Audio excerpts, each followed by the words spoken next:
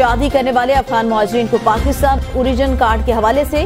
دائر درخواستوں کا تفصیلی فیصلہ جاری کر دیا۔ 33 صفحات پر مشتمل فیصلہ جسٹس وقار احمد نے تحریر کیا، جبکہ تحریری فیصلے کے مطابق افغان مہاجرین جنہوں نے پاکستان مرد یا خواتین سے شادی کی ان کے لیے رولز میں نرمی کرنا چاہیے۔ جی بالکل، جو پشاور ہائی کورٹ نے جو 2 رکنی بینچ تھا اس نے گزشتہ روز جو فیصلہ جاری کیا تھا اس کا جو تحریری فیصلہ ہے وہ آج جاری کیا ہے، جس میں جو افغان مہاجرین ہیں جن کی شادیاں پاکستانی شہریت سے ہوئی ہے، مطلب مرد اور خواتین سے، تو ان کی 109 درخواستوں پر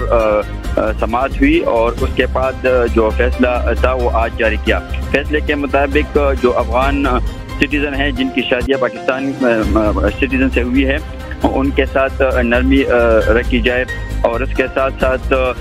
عدالت نے ان کی جو درخواستیں تھے وہ جزوی طور پر منظور کی، اور ساتھ یہ بھی قرار دیا کہ چونکہ ان کے یہاں پر 40 سال انہوں نے گزارے ہیں تو ان کے ساتھ ان کے جو بچے ہیں